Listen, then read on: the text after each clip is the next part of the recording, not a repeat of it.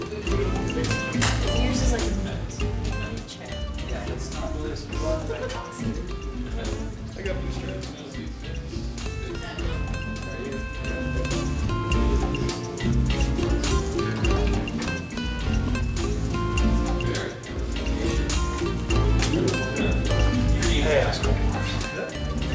I came back, it rained the whole time. I like it where it doesn't rain. Yes.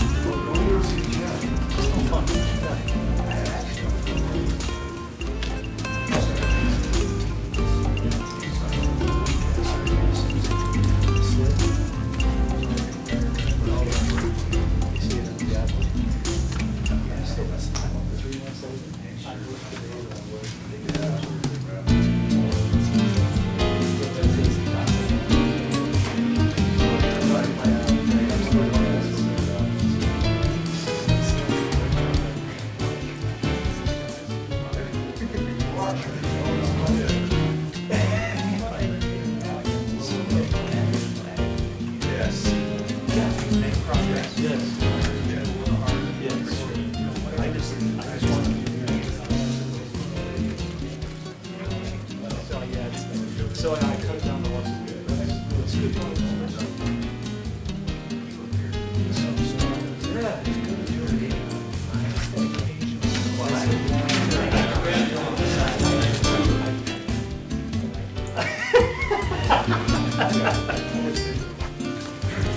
Okay. Good work. Yes. Oh, sure. I hit 9 years last week with the city. So, and I sent my first off to college too. So it's a combination of, let's see, 9 years in the city, 24 years of marriage, 2 teenagers. Oh, I do it right? Oh yeah. No. I had a brother-in-law that I swear he started having kids. He was my age, and he was great at the time. Yeah. It's those parking hearings this morning. I had 4 of them this morning. You know, no. I got a lot more since. Oh, yeah. What's wrong with gray hair?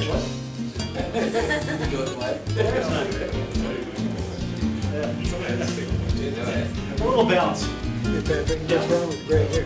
Nothing's wrong with gray Oh, good. You've got the whole lower half. Hey, Greg. Upper, lower. Where's our buddy Rex? Rex, I think he's going to show up later. Okay. I gave him the general timing of when he should be on.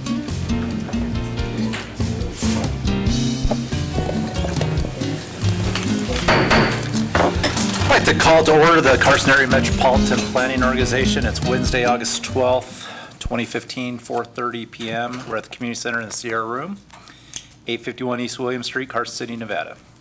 Note, the Carson Area Metropolitan Planning Organization is pleased to make reasonable accommodations for members of the public who are disabled and wish to attend the meeting.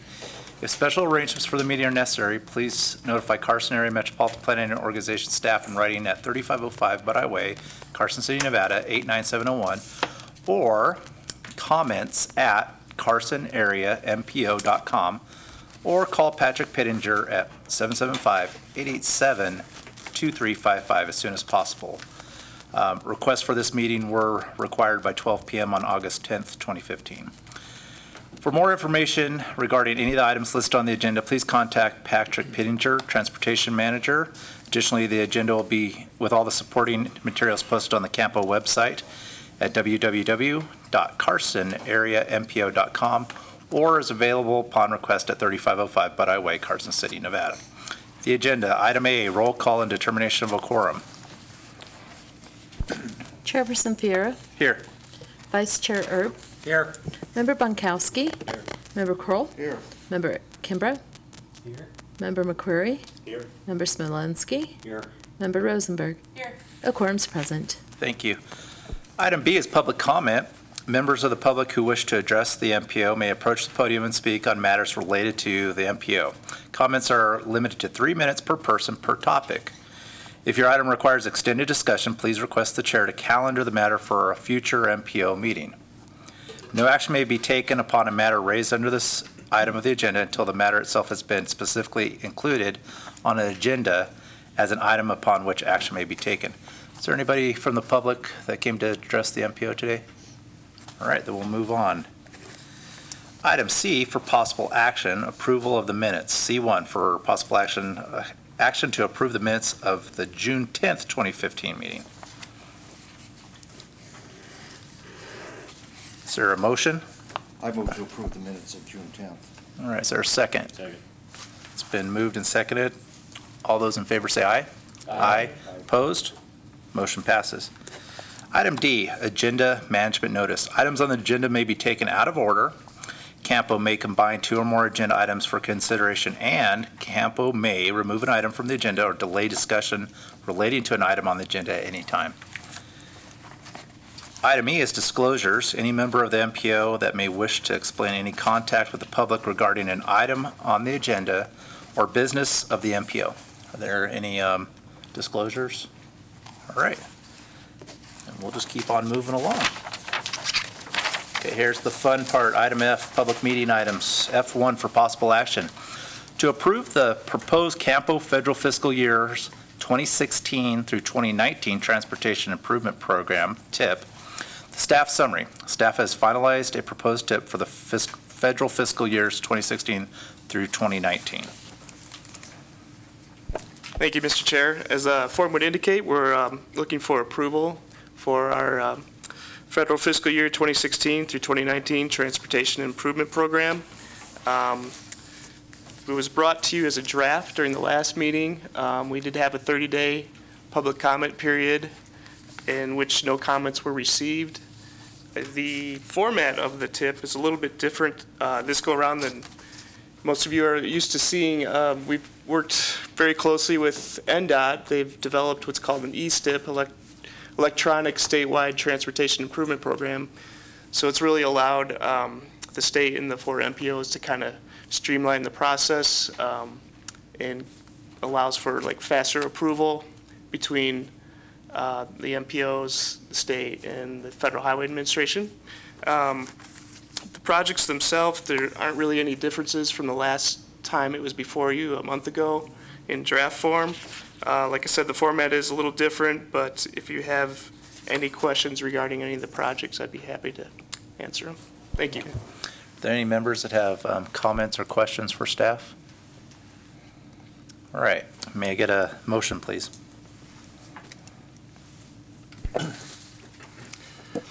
I move to approve the proposed CAMPO fiscal years 2016 to 2019 Transportation Improvement Plan.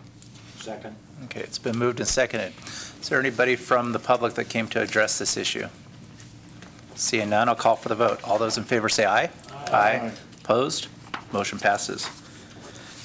Item F2, information on fiscal year 2015 triennial review report. Staff summary.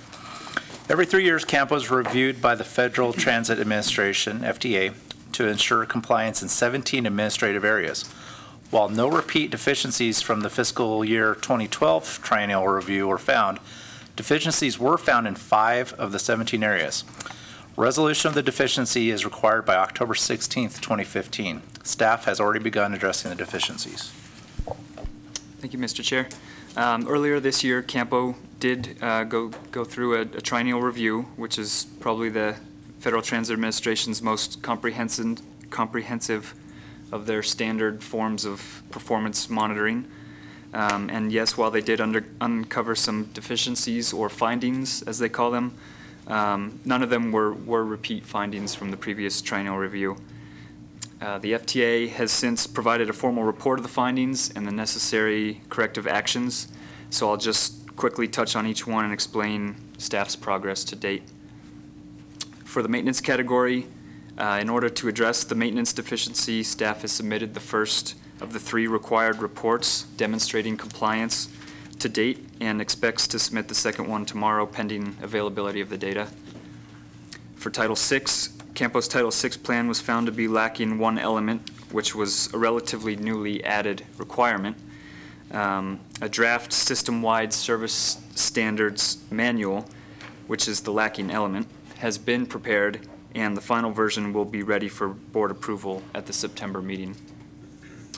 For procurement, all of the procurement-related issues have either been addressed or are in the process of being addressed, and we expect resolution probably in the next month or so. For DBE, the Disadvantaged Business Enterprise Program has been updated and will be ready for review and approval at the September CAMPO and RTC meetings. And finally, for the Drug-Free Workplace Drug and Alcohol Program, the Anti-Drug and Alcohol Misuse Prevention Program has been updated and submitted for review through the city's administrative process. We expect formal adoption by the end of the month. Additionally, an ongoing drug-free awareness program is being organized and is anticipated that this will be formally established and implemented sometime in September. So with that, I'll take any questions you may have. Are there any questions for staff? Brad? Graham, are there any consequences for these deficiencies on our part? Not expressly stated, but there is the possibility of a more in-depth review, and also, you know, if you remain out of compliance time after time, they could possibly, you know, cut funding or suspend funding. So it is a serious matter. I mean, we take it seriously. Graham, on these 5 items, do they give you the guidelines as to what you need to bring it into their fold based on maintenance or the Title VI, the procurement? Because I asked you guys, you know, I know what the definition of procurement is, but how can a person be deficient in procurement? Are there rules and regs from FTA? Yes, there are quite a list of rules in terms of procurement. There's a whole set of a whole process you've got to follow for each type of procurement. You know, dollar amount plays into that. So there are a couple issues specifically in procurement that we're addressing now. And they do, for everything in general, they do provide you a set of corrective actions, as they call it. So they do kind of guide you through the process. Are there any further questions for staff? Can I ask a question? Yeah, go ahead. Hey, Graham, when you get these exams, do they give, is there a checklist that you're supposed to use to go through to get prepared for a Yes, triennial exam? they did provide us beforehand with a packet to fill out. It was a list of, gosh, I don't know, 200 questions or more, and you know, I worked on answering all of them, provided them with the answers so they would have time to review, kind of hone in on the areas that they might have to focus on when they came on site. So, and then they also provide you with a triennial review workbook, so you can see exactly what they're going to be looking for as well. So did we know where we were deficient before they came out here? Sort of? Sort of, yeah. We could probably see what was coming, and we had been working prior to them actually being on site to getting that up to code before they made it here, because for example, we did make one correction while they were on site. It was such a small issue that we were able to correct it while they were on site, and so they didn't put it in their formal report. Anybody else? Okay, this one's a non-action item. It's for information. So we'll go on to item G, internal communications and administrative matters. These are non-action items. G1, future agenda items. I believe that the action items are going to relate to the triennial review items that Graham just mentioned, as well as us really getting going on our Unified Planning Work Program items, including the Regional Transportation Plan update. Thank you. H is board comments, status reports, and comments from the members of the Carson Area Metropolitan Planning Organization Board. I'll start on my left, if anybody. Good. All right, go ahead. Yes, as As staff mentioned, we've been working very closely, NDOT and the 4 MPOs, to develop an electronic STIP and work program that is available on our public site. You can actually go to nevadadot.com, and it's in the scrolling banner, or you can go into planning, and it's under there. And that has been an effort that we've been trying to get up and running for a couple years, actually. We did hire a consultant to help with that, but it makes the STIP and the work program much more public-friendly rather than have a very large document. I mean, the Carson one, luckily, is fairly easy to find things on, but if you're curious about what we're doing in the rest of the state, you can search, you can look, and our STIP is out right now for a 30-day public comment, so I just wanted to get that word out. If anyone wants to take a look at what we're doing statewide, it's on our website, it's available, you can search. If you have any questions, there's a phone number there for Coy Peacock, who's the staff in charge of that, so thank you. Chair, if I may, Thank you. Yeah, go ahead. I was remiss, I should have said we provided a link directly to the public e-STIP from CAMPO's site as well, so we want to make that as available to the public to search at any time. And as Saunders mentioned, you can kind of filter through it, and you can look at just CAMPO, statewide. There's a bunch of different filters you can apply to do some searches on, so it's really nice. All right.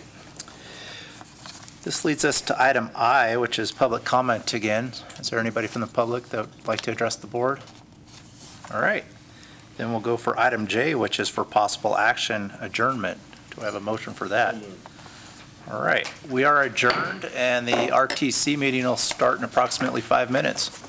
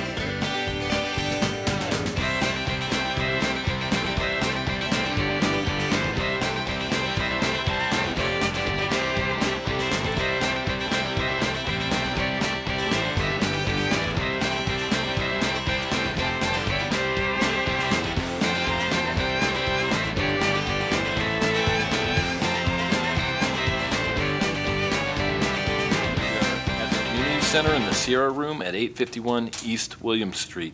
Tamara, can we have a roll call, please? Chairperson Bunkowski. Here. Vice Chair Smolensky. Here. Commissioner Corl. Here. Commissioner Kimbrough. Here. Commissioner McQuarrie. Here. A quorum's present. Thank you. We will now move on to public comment, initial public comment. If any member of the public wishes to address the Regional Transportation Commission, you may approach the podium now and speak on matters related to the RTC. Comments are limited to 3 minutes per person, and we will not take any action on those items that you raise until they have been put on the agenda. Is there anybody from the public that would like to speak at this time? I see no one, so we will move on to item C for possible approval of the minutes. Has everybody had a chance to look at the minutes? I move approval of the minutes of June 10th. Do we have a second? Second. We have a motion and a second. All in favor, say aye. Aye. Any opposed? Passes unanimously. We'll move on to item D, agenda management notice. We are going to move item F7 to the new item F4, so right after item F3. Does any member of staff or of the commission have any other changes to the agenda? I do not see any, so that will be the only change to the agenda. Now we'll move on to item E, disclosures. Any member of the commission that wishes to explain any contact with the public regarding an item on the agenda or business of the commission? I see none. So we will move to the public meeting items. Item F1 for possible action to determine the selection of the eligible governmental agency or nonprofit organization to which retired Jack Bus 4228 will be donated. And what we will do, we have a revision to the action item. We will discuss and possibly make a decision on which applicant will receive the bus tonight, but it needs to be approved by resolution, and we don't have a current resolution on this item. So we will bring that decision back to the RTC next month to approve the resolution. So who's going to take this item? Graham? I'll take that. Thank you, Mr. Chair. As you may recall, 2 buses were recently procured in order to replace 2 of the older buses in the Jack fleet. One of the vehicles, vehicle number 4226, has been committed to be donated to the Carson City Senior Center. For the other vehicle, number 4228, it was determined that it would be made available for donation and was publicly advertised as such. Eligible governmental agencies and nonprofit organizations had the opportunity to submit a request for the vehicle. 2 applications were received, and with consideration given to the information provided by the 2 entities, staff is seeking a decision by the commission. Did all the members of the commission have a chance to look over the 2 applicants? Do we have any questions from any of the commissioners? Then maybe the best way to do that is just to give each commissioner an opportunity to give their response or opinion on which applicant they think they would choose and why. So we can start with you, Mark. Yeah, I read them, and I actually like some of the things that the Nye community put together, but I'd rather see it be local for a number of reasons. That's where the money came from originally, and that's the buses supported this community, and it might get real lonely going all the way down to Pahrump. Won't know how to act down there. So hopefully this, so I'm voting actually for the club. I was surprised they had that many members in this.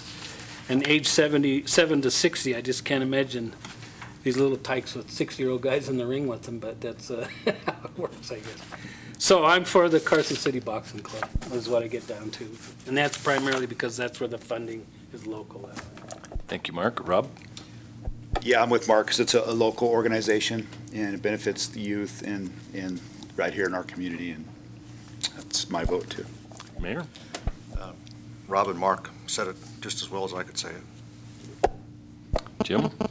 Wow, I wish I could have gone first, because, yeah, the info for Nye, I mean, what an area it would cover.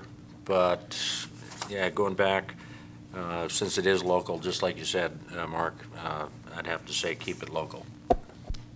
Well, that makes it unanimous. So is there any public comment on this item? I see none, so I will entertain a motion from the commission to bring back a resolution at the next meeting to donate the bus to the Carson City Boxing Club. I move that we, you ready for motion? I move that we select the Carson City Boxing Club as the eligible government agency to receive Jack Bus 4228, and that the matter be brought back before the next available meeting of the Regional Transportation Commission for donation by resolution. Second. We have a motion and a second. Any discussion? All in favor say aye. Aye. Any opposed? Passes unanimously. Moving on to item F2. Information from NDOT regarding the recently passed SB 144, which modifies state law regarding several traffic safety issues. Hello. Good afternoon. For the record, my name is Ismael Garza. I'm the Assistant Chief for Traffic Operations for NDOT.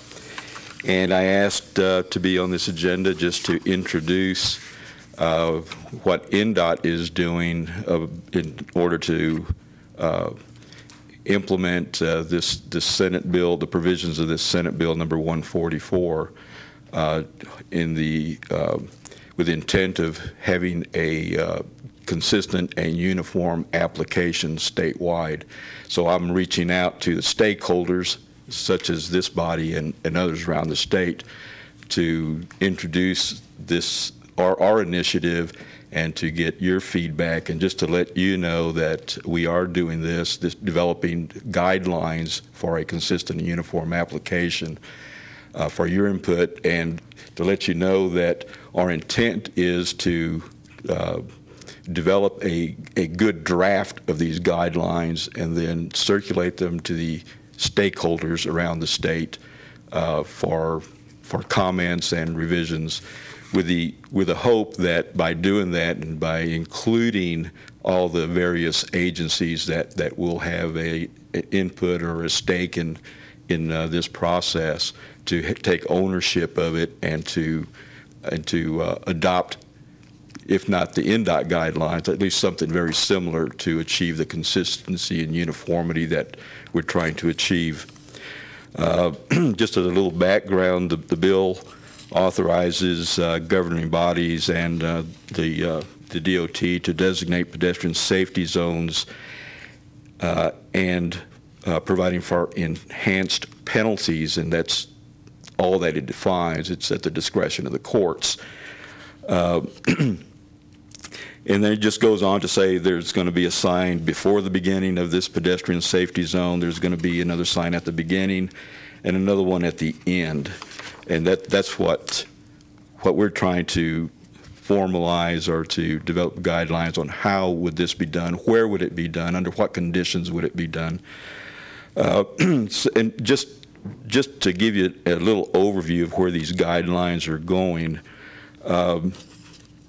first, and this may seem very obvious, but it isn't, would only be designated at a location or segment of roadway where a pedestrian safety issue or concern has been identified.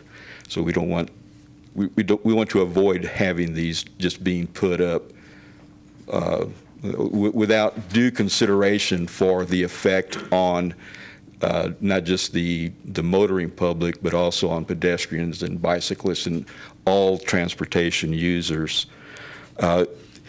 One of the keys that I believe is going to be very important to this this program is that a pedestrian safety zone would be designated only as a component of a comprehensive pedestrian safety treatment. In other words, we would not ever want to put these signs up on any road alone, because the objective is to enhance safety. Then we believe that it has to be a comprehensive treatment of the identified safety issue, rather than just putting up a sign and going away and leaving it up to law enforcement and the courts to get compliance with that zone. Another very important thing, and that's the reason that I'm here today, is that this zone would be designated only after consultation with all affected stakeholders, which would be the local government agencies, law enforcement, what I call the first responders, and any other local agencies that would be involved. And the fourth thing that we're looking at too is, this came up actually primarily in the Las Vegas area, but it would apply here as well, and that is designating a pedestrian safety zone for a short-term event. A street closure, block closure for a special event, or perhaps even something such as hot August nights, a local event that would generate a lot of pedestrian traffic would be a candidate for a short-term pedestrian safety zone that would be removed at the conclusion of the event. So with that, I'll take any questions you may have on the topic. Are there any questions from the commissioners? Mark? We'll start with Jim. So in regards to the safety zones for pedestrians, I mean, are there guidelines or rules, regs to determine or identify, or how is that going to come about? And then the second question is, you mentioned something about penalties to be determined by the court. Are there recommended penalties for failing to yield or making a U-turn in a school zone? Well, of course, NDOT doesn't have any jurisdiction over penalties or citations, and the way the bill is written, it's an enhanced penalty. So there are penalties already on the books. These are enhanced penalties if they occur within the limits of this pedestrian safety zone, and then it's entirely up to the discretion of the courts on what that enhanced penalty will be. If it's double, or it's up to the courts entirely. So our guidelines will not address that at all. That's outside of our jurisdiction. But is there, getting back to the safety zone, yes, are there certain criteria that need to be met in order to be determined as a safety zone? The only thing is that, and what I'm putting in, I'm leaving it just as broad and general as I possibly can, because every community is going to have their idea and their specific needs for pedestrian safety, bicycle safety, safety issues. So no, I'm not intending to put specific quantitative or qualitative guidelines into what constitutes a pedestrian safety issue or concern. Clearly, if there's a roadway with a number of pedestrian crashes, then that is something that we would normally look at. But somewhere between there and just a concern, those are areas for discussion with the affected stakeholders. Now, on a daily basis, we get all sorts of complaints, safety issues come to our desk, and we determine how we're going to treat them to address the concerns. So this is just another example. So if we get a complaint, a concern on coming into us that is related to pedestrians, then we may look at this as one of the tools to address those concerns.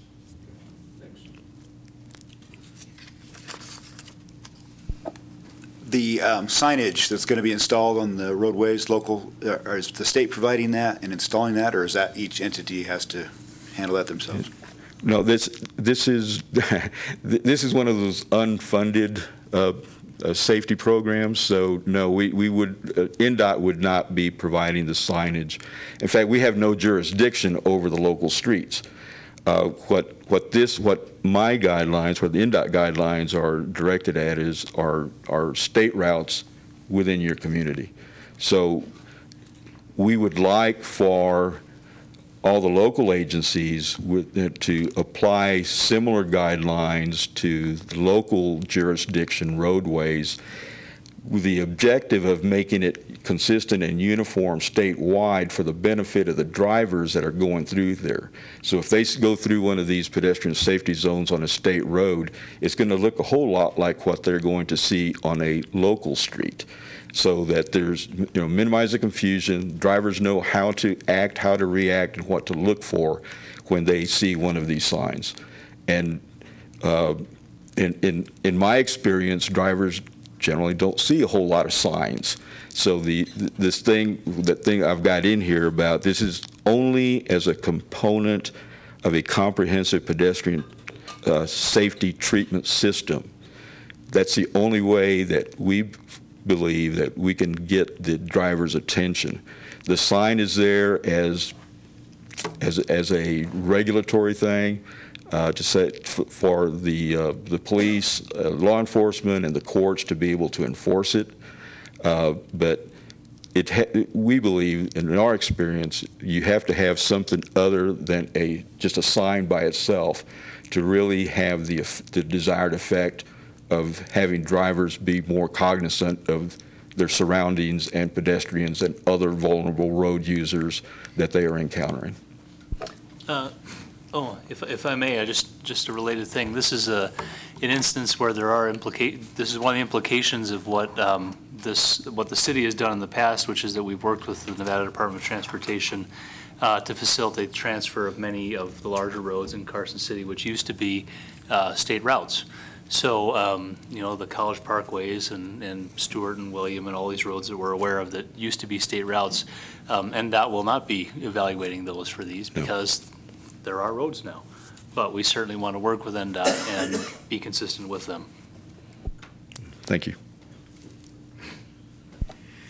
Yeah, I was a little confused. I figured that was only NDOT state highways that you're talking about here. And isn't there an AASHTO standard for a sign that, or is this all new to the world, the pedestrian safety zone? Well, and I don't know what you're enforcing. What does that mean? There's no infraction to drive by that sign unless you hit a pedestrian, I guess. So is it like a double fine? Well, I'm glad you brought that up because the law does refer to a long list of NRS provisions affecting driving, the duties of drivers, duties of pedestrians, duties of bicyclists. So any violation of any of those laws within a designated pedestrian safety zone is subject to an enhanced penalty at the discretion of the court. Okay, so that's all this law does is it provides for an enhanced penalty for laws that are already on the books. Okay, now that's clear to me now, what that means when you pass that sign. But there's no AASHTO sign out there that delineates yellow, red, pink, whatever the color, the size, the type, yes. Hopefully there is. There is. Okay, so then that could be consistent throughout the state, city, county, state. Well, yes, we would expect that all jurisdictions would comply with it's a manual on uniform traffic control devices. I'm sure you've heard that title here before. And of course, that is adopted under NRS. It's also in the Code of Federal Regulations. So, yeah, all agencies that have anything to do with the transportation system should be complying with that manual. A regulatory sign, which is what this would be, would have black lettering on a white background. And there are dimensions, there's size and shapes that would be consistent with the manual. I am not aware of a standard sign for pedestrian safety zones currently in the manual. So that may have to be developed, but within the guidelines in the manual, yes. It'd be nice if they put the logo on it too, besides the word, because people will see the logo more than they'll see the words most of the time. So, but okay, that explains that a little bit. Now, I know that you have a bike ped coordinator at NDOT that's done intersection audits and road audits. Because not only might you put a sign, you might put a split in the island or some safety zone for those folks to cross, or whether you put blinking lights or no blinking lights or stripe them and all those things. Is that all part of this that you guys are going to work on, that establish an audit in certain conditions so that each one of those treatments might be different? Is that what you're talking about? Yeah, I'm glad you asked that question. Yes, part of the guideline development process that we're in now also includes specific guidelines for flashing lights, rectangular rapid flashing beacons, signals, speed zones, a long list of crosswalks, a long list of different devices or measures, and how we go about the process for determining where and when we're going to install those. But those are all components of a comprehensive pedestrian safety treatment. And that's exactly what I was trying to get to, is we don't want to just put up a sign, because drivers just don't see signs. We've already got too many signs out there. We've got a forest of signs. So only if we have these other devices on the street to convey that to the driver are we really going to get the kind of compliance or the effectiveness that we're looking to achieve, the safety that we're trying to achieve. I would bet there's been enough research, the ones that work really well, all those devices, those, I don't know what you call them, they stick in the pavement and they say pedestrian and they're actually in the lane. I mean, those are really effective, but you wouldn't put one on the highway somewhere where people doing 65 mile an hour by that. But I assume there's been enough studies on pedestrians to have good treatments for certain conditions so that you don't have to reinvent the wheel for all this, like this, the city deals with all the time in the counties to establish a good pedestrian safe crossing in areas that are needed, right? There's a huge body of research on the effectiveness of various treatments. And I realize I'm on the record, but you get 10 traffic engineers in a room and you get 20 different opinions and interpretations of those findings. So that's why I really want, and I will put into our guidelines, that this will not be done without the consultation with stakeholders, because we all have, you're more familiar with your part of town than I am, and you've got a different idea, a different perspective, and we want to hear that. We want to hear from the folks that are there and experiencing those things on a daily basis, and your staff as well, of course. So yeah, we recognize that there are some things that are proven more effective under certain situations, but even the research is sometimes contradictory. So yeah, but we just need to be able to come to some sort of a consensus with all the stakeholders so that everybody can live with what we're doing. Do you have a deadline for this?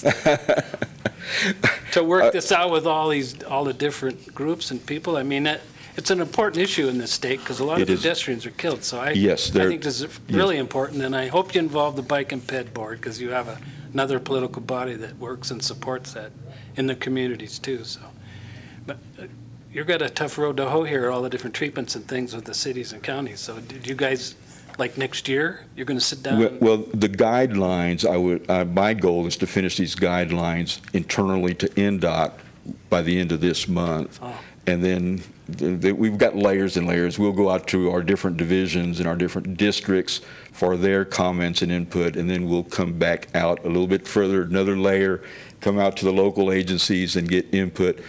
Yes, it will be a lengthy process to get a consensus just on the guidelines, but the guidelines will be quite general, intentionally, because of all the so many different things that occur on our roadway system and the different ideas that folks have and needs and concerns. You've got stacked too, so you've got everybody in the room for a meeting, so yes, you get all of the entities in the same room. So I hope that this moves ahead without a lot of bottlenecks and confusion and politics, because it's really important to move that. But that's why they passed it, as seeing all the pedestrian deaths in this state. So thank you.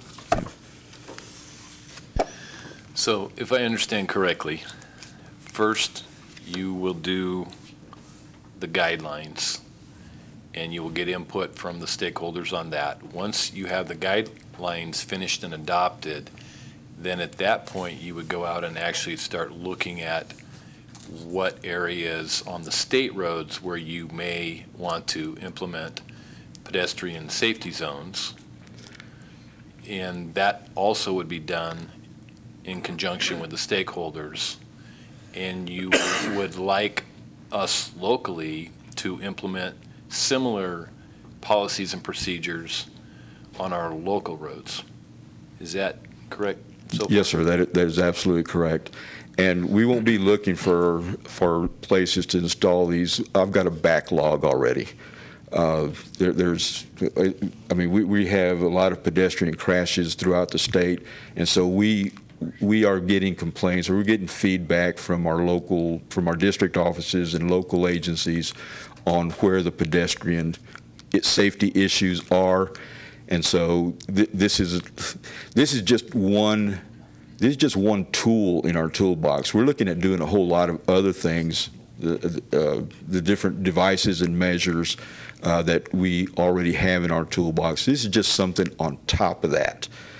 So this is not a program in and of itself. It's just another device that we would consider adding as a component to a safety treatment system. Where we're doing traffic calming or complete streets or something, an improvement of that nature, may be a good candidate to designate as a pedestrian safety zone. Great. One of my concerns is that Clark and Washoe counties have the greatest need by volume and dollars. So what should we be doing, Carson City and the other 14 rurals, to work with NDOT to make sure that there is some funding left over for the pedestrian safety zones that occur in our counties? Because frankly, Clark County would probably use, or could use, 3 times the amount of funding that you'll possibly be able to come up with all by themselves, and Washoe County has a lot of needs. So what should we be doing to work with you in this? Well, not just because I'm here before you, but I'll tell you that I think, and I live in Carson City, by the way, I think Carson City is doing a great job already. But as far as funding is concerned, I'm not the man to talk to. Probably Patrick has more information on that, but as far as I'm aware, there's not a separate funding program for this type of treatment, safety treatment. Although there are safety funds that NDOT is making available through the director's office, and I think there were $10 million set aside this past year, and I believe that there's another chunk of money being designated for safety treatments around the state. Well, that is true, and not to get into the details, but indeed, there's initial $10 million. I think the second batch was about $5 million. But this is another area where we have implications that they are not state-owned roads anymore, all of these roads. Mm-hmm. And those state funds, it's a wonderful thing NDOT is doing, is making these funds available for safety projects specifically, but they're being made available for safety projects on state roads. And because, once again, those roads are no longer state roads, many of the areas that we may identify as issues or problems areas where we actually have experienced fatalities are not eligible for those funds because they are no longer state roads. Thank you. Thank you very much. I'm sorry. Just out of curiosity, what do we call the areas outside of a pedestrian safety zone? Free for all. Okay, I'm sorry. That's all right. Let it go. All right. That's an excellent question. Thank you. Thank you very much. We do appreciate the work that you do with us for NDOT. That was an information-only item, so we will, well, is there any public comment on the item that we just discussed? Okay, I see none. So we will move on to item F3, information on the status of the Federal Lands Access Program, FLAP grant, application submitted in May for the reconstruction of 2.5 miles of Sierra Vista Lane, including 3 recreational improved parking areas. Who's taking this? Dirk. Dirk Horn for the record. Thank you, Mr. Chair. So back in April, we went before the RTC and received approval to pursue the FLAP grant, which, as you stated, is Federal Lands Access Program, kind of providing access to federal lands for high recreational areas. So in July, we received a tentative approval. which means we got shortlisted, and we are on the list for our project to go through a scoping process. So recently we signed an agreement with Central Lands to reimburse them for this scoping project. Originally we anticipated a $10,000 scoping cost, but since our project is smaller than the typical projects that you might see with a FLAP grant, the cost is only $5,000. But we've signed the agreement. We are working with staff at Central Federal Lands to kind of schedule a date for them to come out here. We're expecting a 2-day site visit or something. And then after that, after they conclude the scoping process, we should hopefully hear something in October on whether or not we received final approval, and then also get a schedule for construction, a day for construction. So that's kind of the update on the FLAP grant. We're working with them and kind of making sure that they have everything they need. Great. Are there any questions from the commissioners? Let me ask one, I guess. Sure. Could you describe what they're calling scoping, and if they're here for 2 days, are they going to any engineering level at all, or just a friendly drive on the road, or? There is some engineering work. There's, I think, some right-of-way examination. From our discussion, I think they might do some surveying, but it's really just to kind of evaluate the application, make sure there's no big red flags, make sure that our application was, truthful, and which it is, and so we're not expecting any big red flags. And we've done a bunch of preliminary research in the front end, so we're hoping we should sail through the scoping process. So they bring a crew then out instead of just a person. They bring a group of people out. Correct. In the industry that knows what they're doing, I guess, and scope it out. That's pretty good. Any additional questions from any of the commissioners? I see none. So is there any public comment on this item? I see no public comment. So this again is an information-only item. So we will now move on to item F7 on the agenda.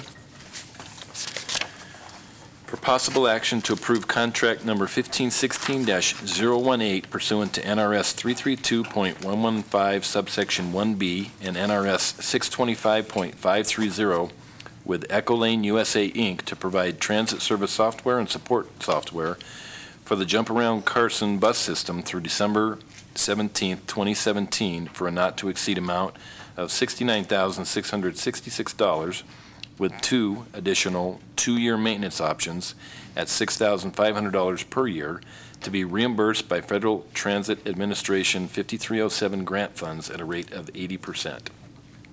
Who's taking this item? Director Goring, thank you, Mr. Chair. So the request is for approval of a contract, and the contract is with Ecolane USA, and they are a transit service software provider.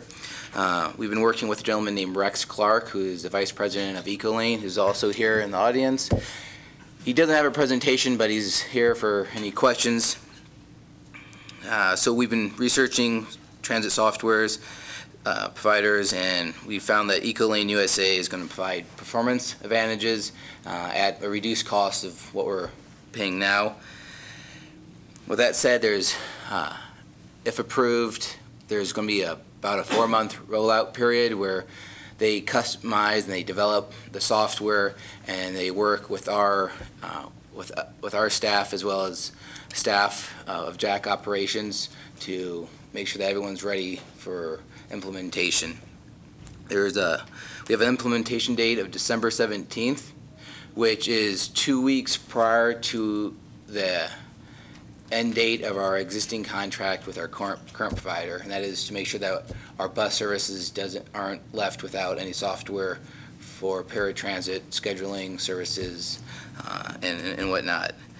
So there's going to be 2 payments. The first payment's about $34,000, and then there's a second payment of $35,000 that's going to be done after the software has been implemented and after certain performance goals have been met.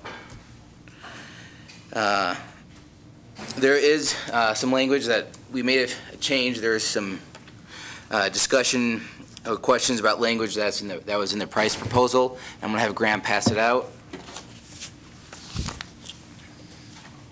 What you're going to see is 2 sheets of paper. Both of them are price proposals.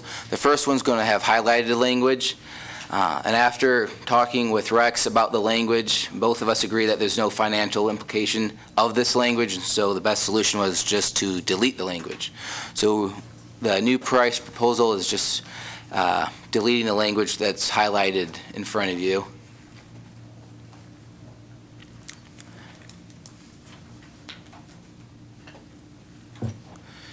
And just not a part of this request for approval, but there is a parallel contract with Bishop that's significantly smaller, but it's going to provide a public interface, and it's going to piggyback on a lot of the data that Ecolane will be collecting for us.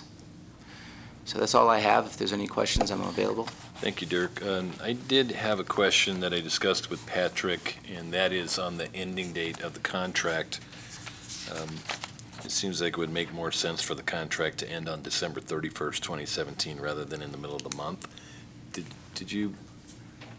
Well, yeah.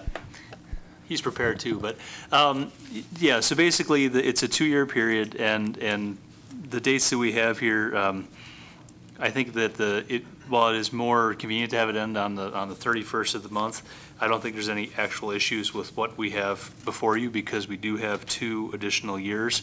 Should this be implemented, it would go through December 17th of 2017, and we do have extensions available to us, so that from an actual operational standpoint, while it is an awkward date, it really is not material to the actual operations, because should we decide to continue on with the service and execute an extension, we could do so, for example, in October or November of 17, and it would just extend, right after December 17th. So admittedly, it is awkward to have it in the middle of the month, but I don't think it has any material impact on what we're doing. Thank you, Patrick. Do any of the commissioners have any questions for staff or for Rex, since he drove all the way up here? Go ahead, Mark.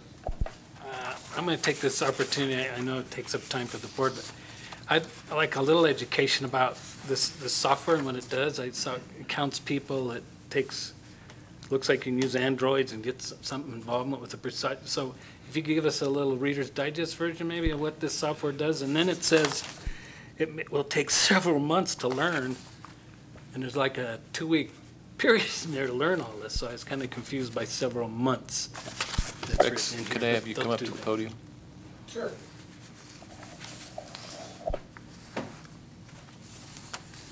Hi, Rex Clark with Ecolane. Thank you.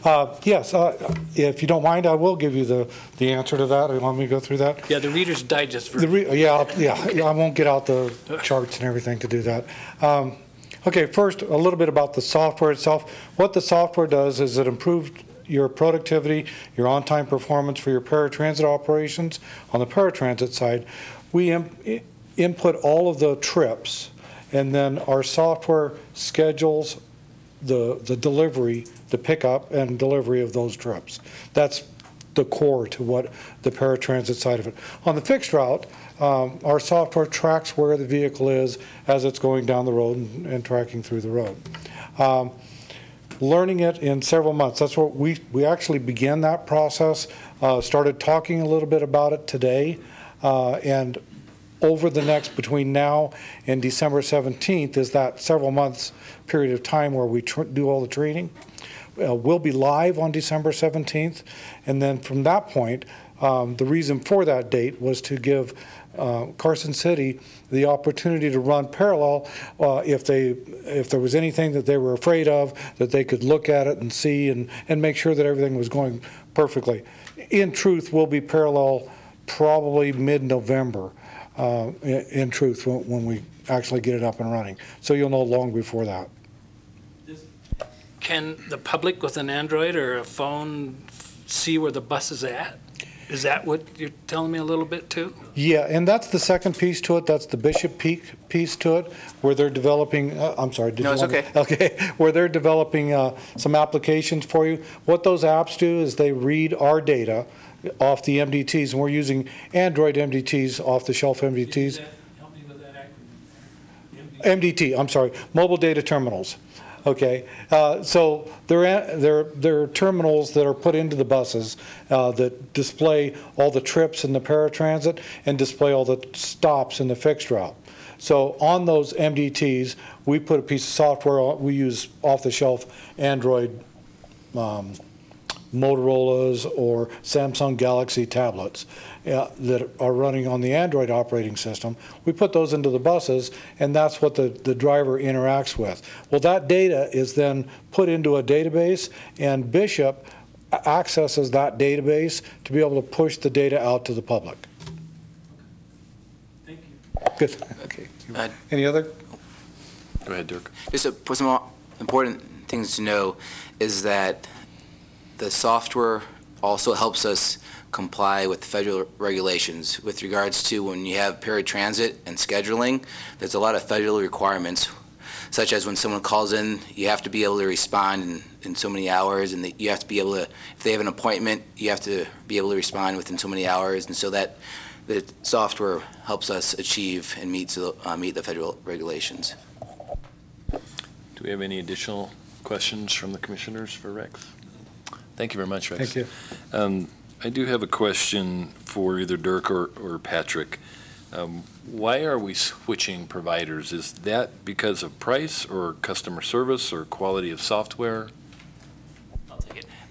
It's multiple reasons. By the time we have had about 5 years of experience with our current provider, and while we certainly have certainly learned and had some educational experiences, what we had, and we've used it to our benefit for many reasons.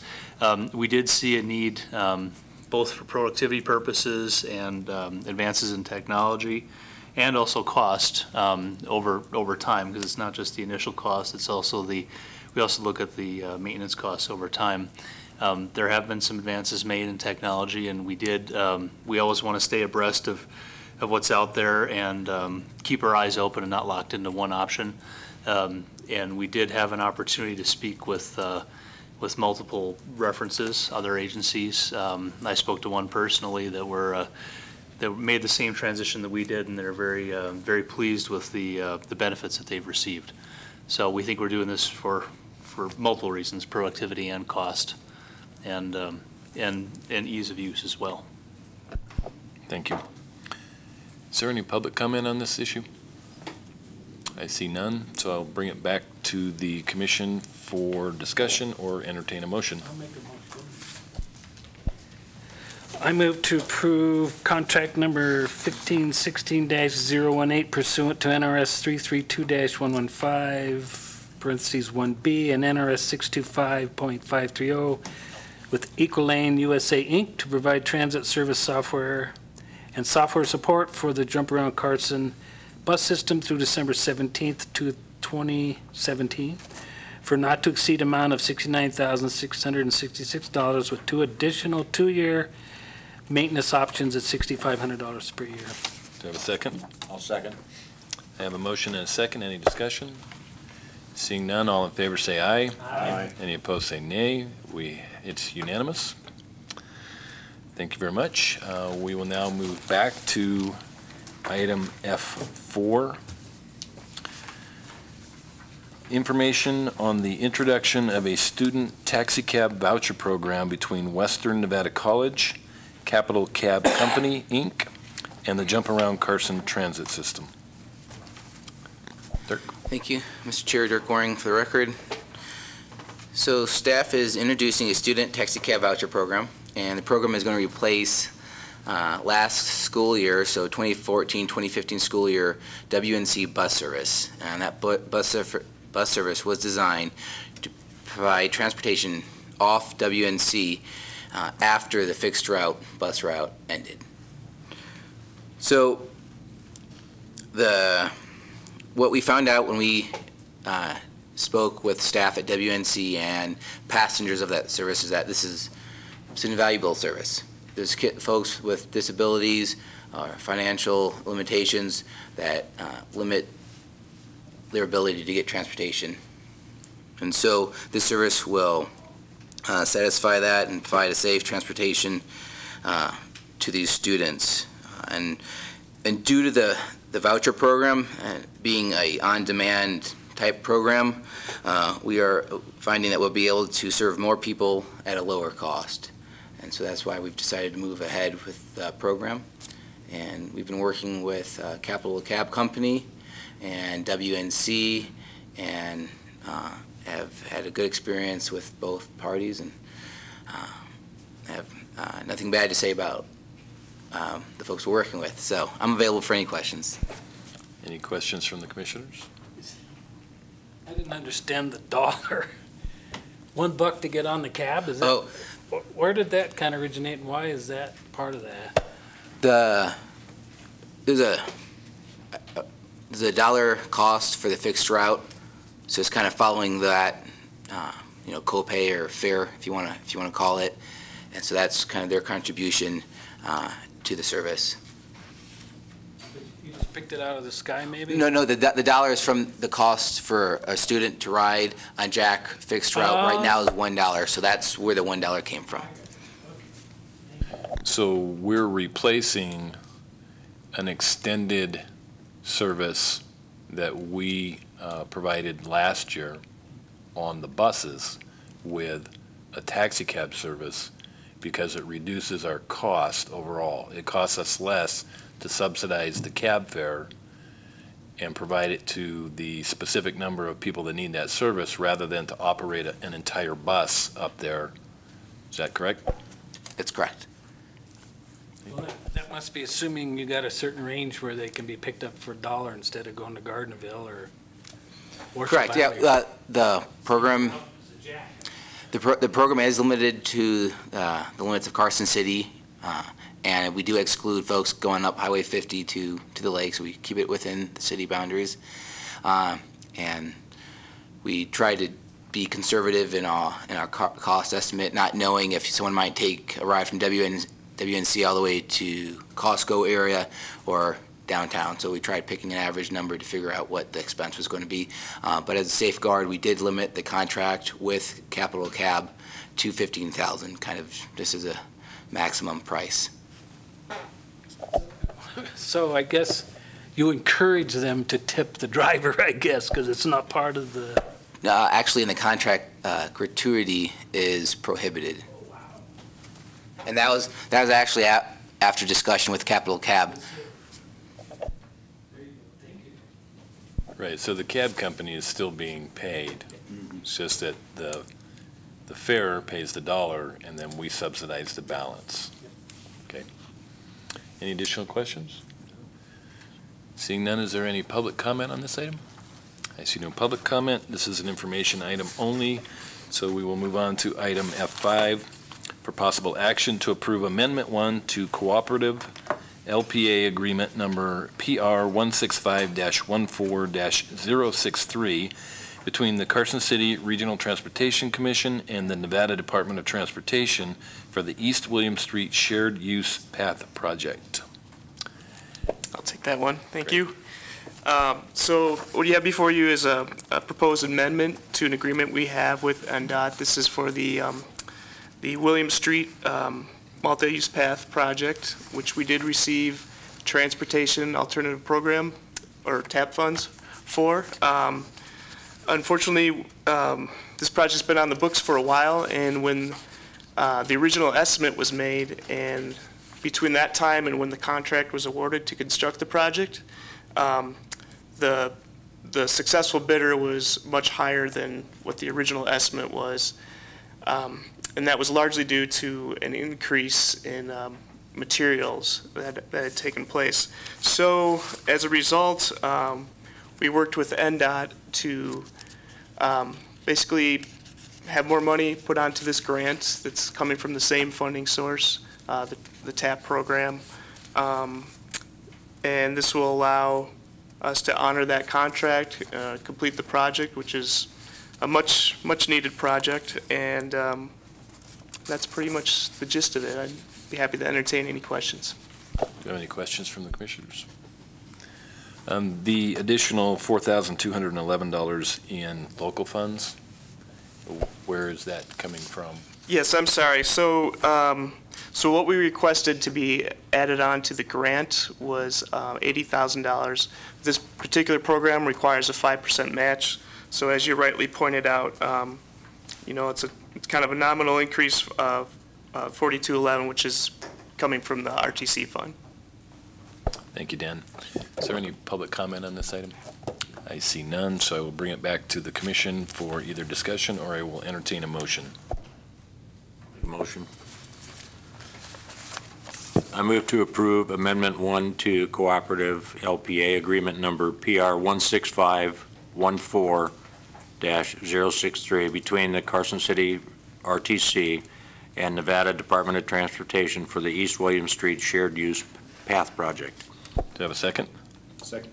I have a motion and a second. Is there any discussion? All in favor say aye. Aye. Any opposed? Passes unanimously. All right. Thank you, Jim. Thank you. We'll move on to item F6.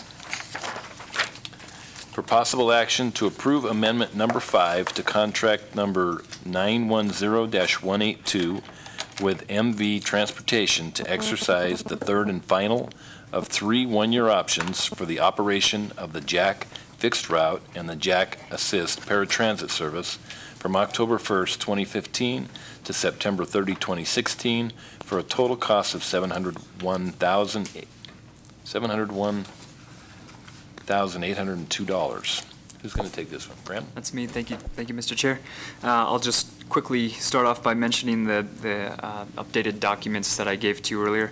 The first one for the backup for amendment number 4 was simply an issue of while the amendment was executed, we didn't provide the actual backup that showed the signatures on there. So that's the only difference on that one. And then on amendment 5, on the fifth page,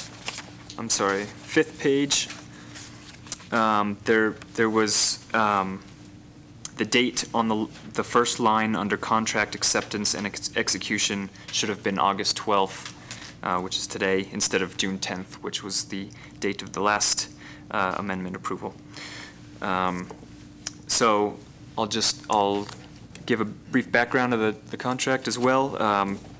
July 2010 was when the contract was originally approved for the provision of operating services of the Jack Transit System. MV Transportation was the company selected to be the contract operator for Jack and Jack Assist. The original contract term was for 3 years and included 3 one-year options. To date, 2 of those options have been exercised as a result of MV's performance on the contract. With regards to the final option year, staff has negotiated with MV, got them down to 1.9% from their original proposal, a 1.9% increase per service hour from the previous option year. And staff is recommending that the third and final option year be exercised. And I'll take any questions you have. Are there any questions from the commissioners? I have a couple of questions. First, are we happy with the service, and is there a specific reason why we wouldn't extend this contract out more than 1 year at this point? We have been happy with the service. MV has performed up to expectation, and the reason why at this point we wouldn't extend it longer than 1 year is because 1 year is all that is left on the contract. The original contract was for 3 years and then 3 one-year options. This is the final of those options. So after this year, we will have to rebid and put it out there for bid by multiple companies. So we may end up with someone else. We may end up with MV again. So thank you, Graham. Is there any public comment on this item? Seeing no public comment, I will bring this back to the board and entertain a motion, and please include the revised documents that we received as late material. I move to approve amendment number 5, or excuse me, amendment number 4. 5? Okay. To contract number 0910-182 with MB Transportation to exercise the third and final of 3 one-year options for the operation of Jack Fixed Route and Jack Assist Paratransit service from October 1st, 2015 to September 30th, 2016 for a total cost of $701,802. Second. And please note that that includes the revised materials. So we have a motion and a second. Any discussion? Seeing none, all in favor say aye. Aye. Any opposed? Passes unanimously. That takes us through the action items. We're now on to item G, internal communications and administrative matters. Item G1, street operations reports. Is that going to be you, Patrick? Yes, that will be me. As always, we have a report on all the good work our employees have been doing out in the community. I'll put this in the context of a column we had in the Sunday paper about your gas tax dollars at work, because that's exactly what we're looking at before us in both of the next 2 items. For example, we did a lot of extensive crack sealing operations, patching roads, pothole repairs. Additionally, we have been doing concrete work, and our concrete work just last week, our concrete crews out on Division Street doing some very substantial work there. We've also been doing shouldering work on dirt roads as well. And additionally, on the last page, you can see that our sign crew, the signs and markings have been extremely busy. In June alone, as you can see, listed hundreds of different types of markings: stop bars, yield bars, arrows, you name it. They're out there doing. They did almost 50 crosswalks that month. So a lot of work going on out there. That was G1. For no questions, I move on to G2. We are actually very active in construction. This first one, however, is it's out to bid. The east-west water transmission main is out to bid, and will be starting in September. That is different than the significantly sized utility project that was awarded by the board at its previous meeting. The William Street path improvements, for which we just had an agreement amendment this evening, that project is well underway, and if you go out there, you'll see the contractor is tearing it up out there, literally. Long Street sidewalk improvements, I believe, also commence this week. I know we told the road department we would, so I think they think they have begun work now. That is primarily a CDBG funded, but also some transit funds. The Clear Creek Sewer Project actually was already underway last month, but that continues. Little Lane, since we last met, has begun construction. That is a local gas tax funded road reconstruction project. The first one we've had in a while. It's west of Solomon Road, and indeed I drove by there on the way here this evening, and it was just all dirt out there. So they've definitely made progress. The Division Street roadway project, that is estimated to start in October. That is another one that is primarily local gas tax funded. We're actually going to be using some Federal Transit Administration dollars as well to ensure that we provide the required ADA sidewalk improvements to improve that road, not just the road surface, but also the adjoining pedestrian facilities as well. The freeway multi-use path, we now are in design on that, and actually Dan leads an effort to meet with local interested parties, folks from Muscle Powered, State Bike and Ped Advisory folks, and bike ped coordinator for the state, meet with them periodically to discuss bike and ped issues in town. And later this month, they are actually going to walk that project with our project manager, and Dan's going to be there as well to get their input this early part of design. So we're looking forward to that. The slurry seal program that was started, the project that was actually awarded started last fall, has now been completed. We did a lot of work here in spring. There's there's a significant amount left on the contract. We were able to do some additional roads here the last week of July. The most significant of those was Roop Street, which was done specifically at this time. While that is a newer road, our folks at UNR have shared with us their research that doing that sealing at specific time points, including this time point for Roop Street, does extend pavement life. So we apologize for the inconvenience, but we're trying to keep our good roads good, the ones that we do have. And finally, the long line striping. This is a project that's actually going to be starting this Sunday evening. It's going to take a couple weeks to do. It is done, I believe it is still going to be done entirely during nighttime hours. So frequently what our residents will see is they'll go to bed at night and wake up the next morning and their center line or other long line striping, bike lanes, for example, they'll be much whiter or much more yellow than they were when they went to sleep. We have only a few changes that are being made. This is mostly just refreshing what's out there. I will mention the most significant addition that we're adding is that we are adding a center line to Oak Ridge Drive all the way from College Parkway down to Ormsby. So folks in that area will wake up to a line that wasn't there the night before. And I'll take any questions. Are there any questions on either the project status report or the street operations report?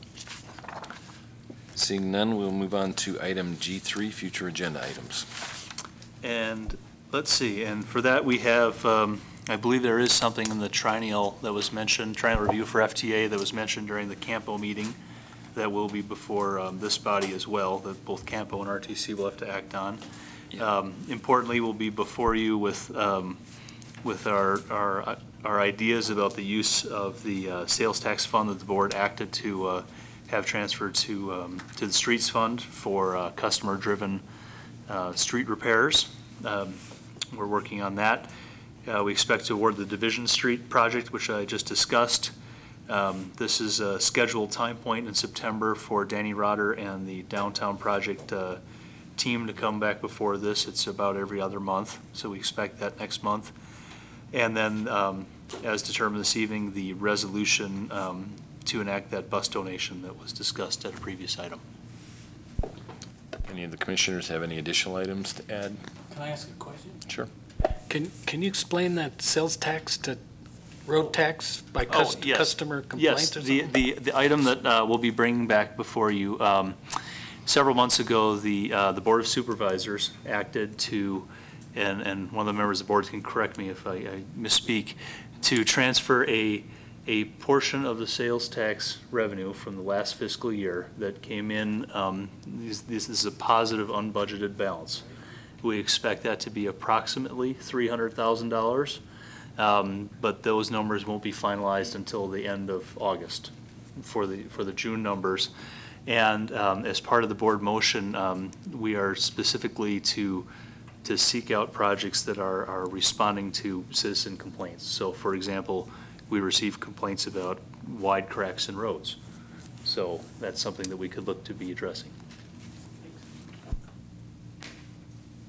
I think that was both sealed.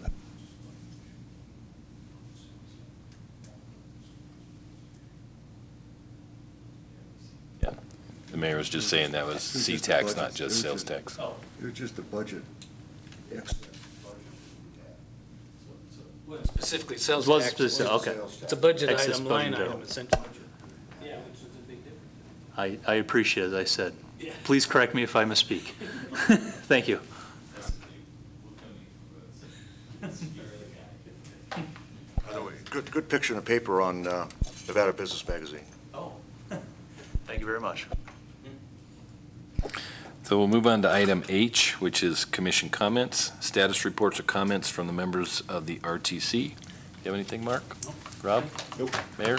Yeah, I'll just say, I mentioned it to the other board members, that the August edition of Nevada Business Magazine has a rundown of what various communities in Nevada are doing on their core downtown areas. Carson City is highlighted as one of those areas. If you're interested, I'd encourage you to read it. And also, there's a discussion in that magazine about transportation funding, and Mr. Pittenger is highlighted in that portion. So it's good to read. And you can find that on the website, on their Nevada Business Meeting website. And just as an update, was it Senator Heller or Senator, yes, Yes, has been successful in moving some funding forward for the I-11 coming up from Phoenix? Yes, that's actually something that was discussed specifically during that Nevada business issue as well, that the mayor just referenced. That was actually discussed extensively, is how much statewide widespread support there is for that as well. Thank you. So we will move on to item I, which is our concluding public comment. If there's any member of the public that would like to speak, seeing none, we will move on to item J for possible action of adjournment. Do I have a motion? So moved. We are adjourned. Thank you very much.